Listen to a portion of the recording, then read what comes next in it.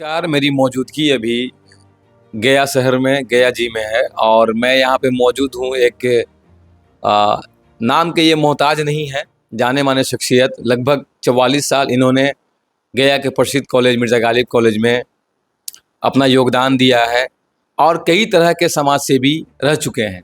आइए इनसे कुछ जानते हैं कि इनकी आगे की क्या रणनीति है, क्या इन्हें बेहतर लग रहा है। क्या नाम है सर आपका? मेरा नाम प्रोफेसर अरुण कुमार प्रसाद। मैं retired principal Mirza Ghalib college गया हूँ।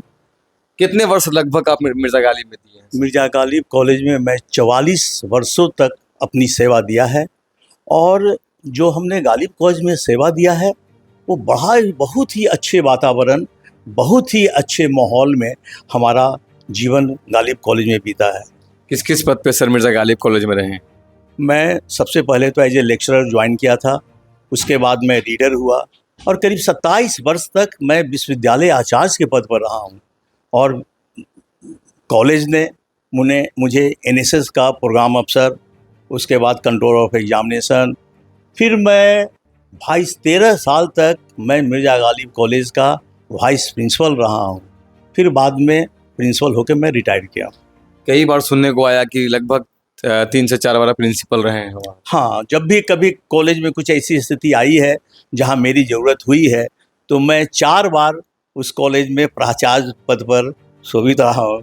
सर एक माइनॉरिटी कॉलेज है, उसमें आप लगातार 44 साल काम किए, ये तो कहीं ना कहीं डिफ़िकल्ट नहीं, बाहर में जो ऐसा लगता है, बहुत सारे लोग हमसे पूछते हैं कि तुम अल्पसंख्यक कॉलेज में इतना अच्छे स्थिति में, तो हमें तो लगता है कि इन लोगों के बीच में जितना सौहार्दपूर्ण स्थिति में रहा हूँ और बाहर का जो हम न्यूज़ देखते हैं तो हमको लगता है कि दोनों में विरोधाभास है।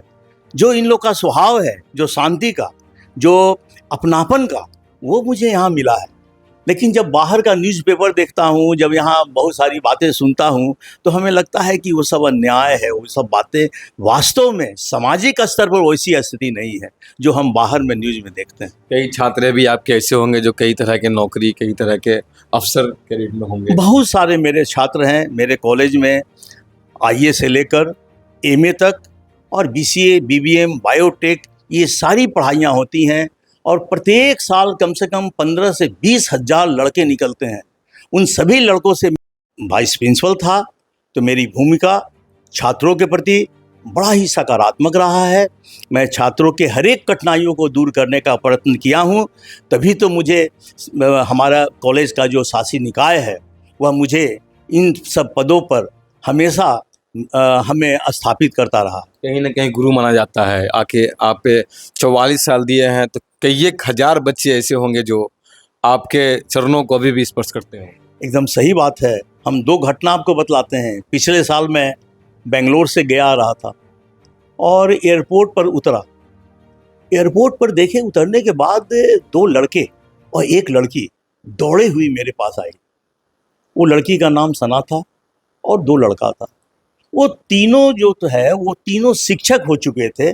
गले में शिक्षक का प्लेट नंबर, ये बोर्ड, ये उनके हाथ में बैच लगा हुआ था और उनको प्रशासन के तरफ से प्रतिपक्ष मेला में वहाँ ड्यूटी दी हुई थी। तो सना बोली कि सर, हम इन लोगों को कहा कि देखो अरुण सर आ रहे हैं, अरुण सर आ रहे हैं। मैं पहचान नहीं रहा था, लेकिन वो लोग दौड़ते हुए मेरे पास वो लोग आए और फिर हमें इतना आनंद हुआ, इतना अच्छा लगा। और उन लोगों ने मेरे साथ उन्होंने फ़ोटो खींचा। हमको लगा सच में जीवन का स्वर्ग तो यही छात्रों के बीच में है। कहीं ना कहीं खुशी हुई हो। बहुत बहुत खुशी, बहुत मैं आनंदित हुआ।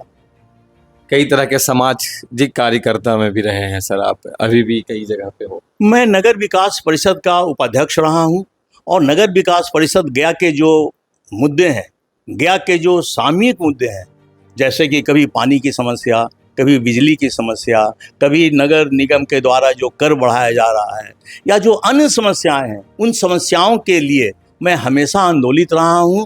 और अभी भी प्रतिपक्ष मेला में नगर विकास परिषद के द्वारा एक शिविर लगाया जाएगा जो बाहर से आए हुए लोगों को सेवा करेंगे। तो ये सारी सेवाओं में हमारी अहम भूमिका रहती है। सर राजनीति की बात करें तो राजनीति का क्या माहौल रहा है आपका? राजनीति में राजनीति में मैं बतला दूं कि मैं पटना विश्वविद्यालय का स्टूडेंट रहा हूं। वह काल था 71-73 का, और मेरे ही समय में हमारे जो पूर्व मुख्यमंत्री रहे हैं लालू जी, वो हमसे एक क्लास सीनियर थे। अच्छा, मुख्यमंत्री जी आपकी क्लास सीनियर थे? एक क्लास 6 ईयर, वो 6th ईयर में थे और मैं 5th ईयर में एडमिशन लिया था। और यह भी बता दूं कि नीतीश जी उसी समय इंजीनियरिंग के छात्र थे, और सुशील मोदी उसी समय बीए ऑनर्स में वो थे जबकि उनका चुनाव हुआ था। मेरे ही कार्यकाल में ये लोग अध्यक्ष और जनरल सेक्रेटरी के पद पर हुए थे। तो मैं पटना विश्वविद्यालय का स्टूडेंट रहा था, और एमए में लालू जी एक क्लास हमसे सीनियर थे, और लॉ में मैं इवनिंग में लॉ का विद्यार्थी था, और लालू जी मॉर्निंग शिफ्ट में थे। तो दोनों जगह एक हम लोग थे। लेकिन उस समय मेरी दृष्टिकोण राजनीतिक था, लेकिन हम उस समय राजनीति में नहीं आ सके थे क्योंकि कुछ पारिवारिक कठिनाइयाँ थी, और फिर मैंने यहाँ नौकरी ज्वाइन किया। लेकिन 2000 से मैं सुनील शास्त्री जी ने एक नई पार्टी बनाई थी जो था जय जवान जय किसान मजदूर कांग्रेस।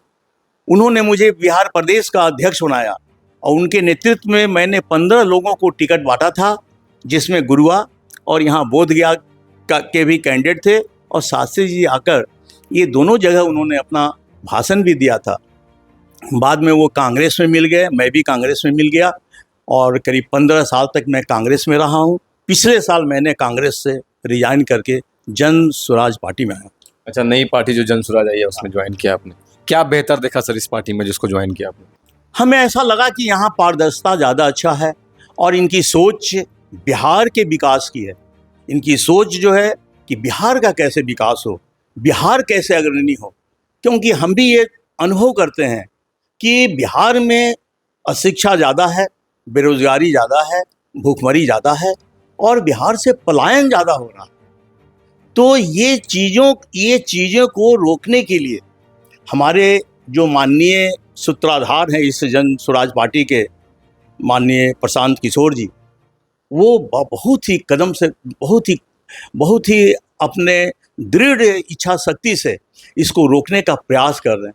तो हमको ऐसा लगा कि छात्रों के हित में, जो कि जन स्वराज पार्टी का जो एक मुद्दा है कि बेरोजगारी दूर हो और पलायन दूर हो। यहाँ तो हमेशा हम देखते हैं कि हमारे जो नवयुवक हैं वो पलायन कर जाते हैं, यहाँ से दूर चले जाते हैं। वो एक अपने परिवार को पालन पोषण करने के लिए, खुश रखने के लिए, वो उनको खुश रखने के लिए वो शहर छोड़ के निकल जाते हैं, बाहर चले जाते हैं। तो इनका एक मुद्दा है कि मैं वैसे लोग जो पलायन बंद करें और उन लोगों को यहाँ बुलाकर 10 से 15 हज़ार तक की नौकरी हम मुहैया कराएं। सर कहीं ना कहीं जन स्वराज में बहुत बड़ी जिम्मेदारी दी गई है आपको। ये तो निश्चित है कि हम इस पार्टी में आए हैं तो उनके कार्यक्रमों को, उनका जो उद्देश्य है, उन उद्देश्यों को समाज के जो वंचित लोगों तक को हम पहुंचाएं। जो यहाँ की जो भूखमरी है, यहाँ का जो पलायन है, यहाँ का जो अशिक्षा है, उसको हम दूर करें। शिक्षित वर्ग ही, जो हम किसी को शिक्षित करेंगे तभी वो खुशहाली का रास्ता वो अपना सकता है। क्या लगता है कहीं ना कहीं कुछ दावेदारी भी हो सकती है आने वाले टाइम में? दावेदारी यानी हमारी जी, अभी तो मुझे कोर कमेटी का मेंबर बनाया गया है। यदि पार्टी मुझे कोई दायित्व देता है तो उसका निर्वहन मैं जरूर करूंगा, और उनके कार्यक्रमों को हम गया में या गया के जो मुद्दे होंगे उनको दूर करने का प्रयास करूंगा। सर एक मुद्दा ये भी है कि कई तरह के वादे भी जन स्वराज कर रही है। क्या लगता है धरातल पे ये उतरेगा? देखिए, ये वादे तो हो रहे हैं, लेकिन ऐसा नहीं है कि कोई चमत्कार हो जाएगा, छड़ी घुमाए और हो जाएगा। टाइम लगेगा। इसके लिए सत्ता परिवर्तन जरूरी है। यदि हम सत्ता परिवर्तन करते हैं तभी व्यवस्था में परिवर्तन होगा, और जब व्यवस्था परिवर्तन होगा तभी विकास का रास्ता खुलेगा, और जब विकास का रास्ता खुलेगा तभी हम अपने मंजिल तक पहुंच सकेंगे।